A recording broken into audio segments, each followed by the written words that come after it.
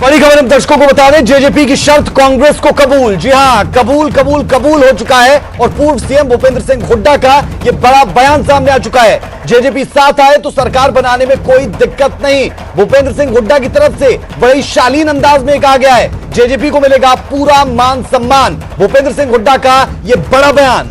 जी बिल्कुल, ये साफ खबर कर रही है हर चीज को कि हरियाणा की सियासत में अब नए समीकरण बनते हुए नजर आ रहे हैं। 30-31 सीटों के ऊपर कांग्रेस है, 10 अगर साथ मिलता है जेजेपी का तो 41 हो जाएंगी और बीजेपी के पास 40 है। सरकार बनाने के लिए 46 चाहिए, यानी बीजेपी का टारगेट 6 विधायकों का होगा और फिर अगर जेजेपी कांग्रेस साथ आते हैं तो फिर इनका टारगेट 5 विधायकों का होगा। तो उन निर्दलियों में से कौन किसके साथ चला जाए, ये समीकरण अलग हो सकते हैं, क्योंकि बीजेपी अभी तक दावा कर रही है कि सभी निर्दलीय हमारे साथ आ गए, लेकिन कांग्रेस पलक पावड़े बिछाकर अब सीधे तौर पर स्वागत कर रही है जेजेपी का। भूपेंद्र सिंह हुड्डा बयान दे रहे हैं।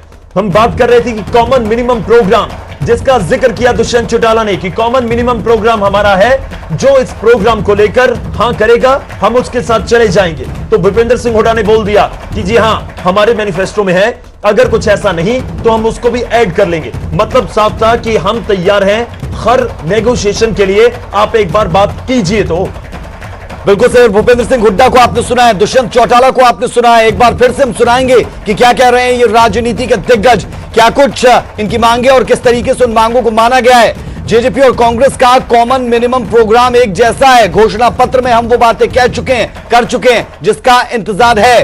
ये एक नया फॉर्मूला और उस फॉर्मूले की शर्त पर जेजेपी की जो शर्त थी वो कांग्रेस को कबूल।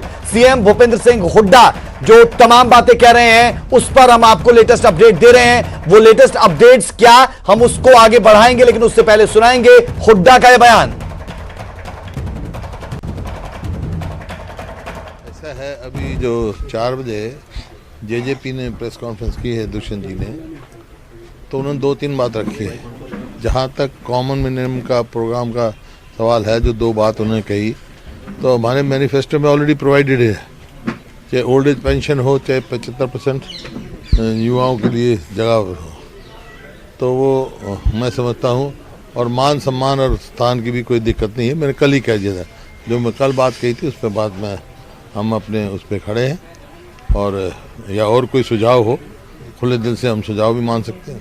कॉमन मिनिमम प्रोग्राम की बात जेजेपी कर रही है कि हाँ, कॉमन मिनिमम प्रोग्राम में 2 उन्होंने बात कही है, और कोई ये तो हमारे ऑलरेडी हमारे घोषणा पत्र में है। हमारा घोषणा पत्र वो पढ़ लें, उसमें कोई और वो चाहते हैं हम खुले दिल से उनकी बात सहमति कर सकते हैं। उन्होंने ये भी कहा कि निर्दलीय संपर्क में है क्या सर? सीधा सवाल आपसे, कुछ निर्दलीय संपर्क में है?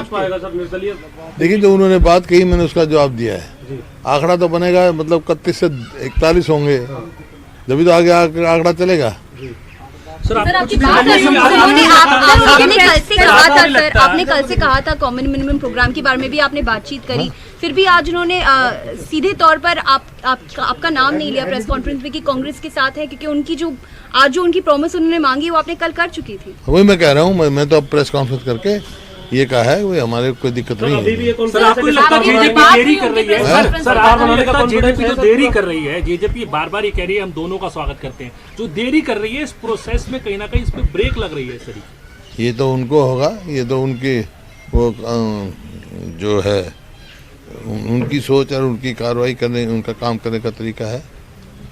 बाकी हमने तो जो पढ़ा है, जो हमने पढ़ा है, जो सुना है उनकी प्रेस कॉन्फ्रेंस, 2-3 बात कही है उनने, वो कल भी कही थी मैंने। कॉमन मिनिमम प्रोग्राम की कोई हमारे को दिक्कत नहीं है, और मान सम्मान स्थान की भी कोई दिक्कत नहीं है। सर उनकी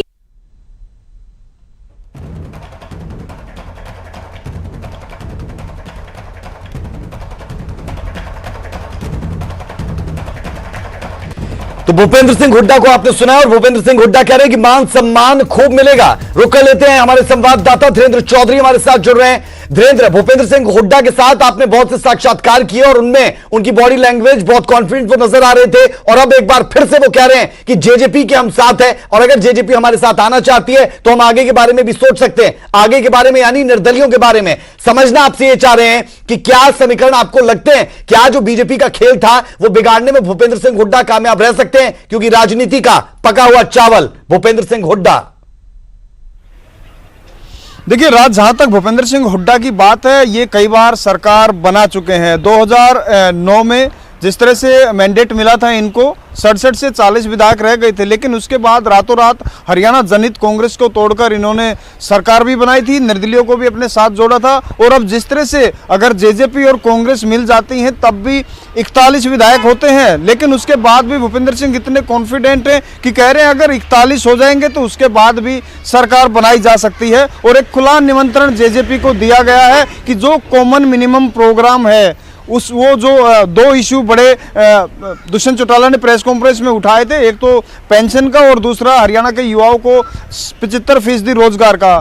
हुड्डा ने कहा कि दोनों के दोनों मुद्दे कांग्रेस के घोषणा पत्र में भी शामिल है। अगर इससे ज्यादा भी कोई ऐसे इश्यूज हैं जिन पर मिल बैठ के बातचीत की जा सकती है तो उनको भी पूरा किया जाएगा। और जेजेपी के नेताओं को पार्टी के अंदर पूरा मान सम्मान दिया जाएगा सरकार के अंदर। तो ये भूपेंद्र सिंह हुड्डा की तरफ से खुला निमंत्रण। हालांकि इन्होंने कहा कि मैं तो कल से बोल रहा हूं कि जेजेपी हमारे साथ आए, हम सरकार बना के दिखाएंगे। अभी भी भूपेंद्र सिंह हुड्डा ने एक बार फिर से दुष्यंत चौटाला की प्रेस कॉन्फ्रेंस के बाद अपना पक्ष रखा और ये कहा कि दुष्यंत चौटाला आना चाहे तो वो सरकार बनाने की जिम्मेदारी उनकी है।